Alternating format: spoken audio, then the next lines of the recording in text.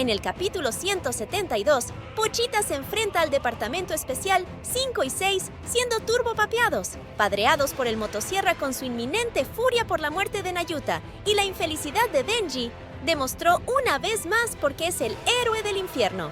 Katana Man y el demonio Guerra entran en discusión, para luego Yoru darse cuenta de que no contaba con orejas, sin duda en medio de la batalla.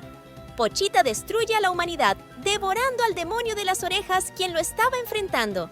Ahora posiblemente llegue a provocar odio por parte de sus fieles de su iglesia, y el temor en Japón y el mundo. Y eso es todo. No olvides dar tu like si te gustó este video y suscribirse, que me ayuda un montón. Hasta una próxima ocasión.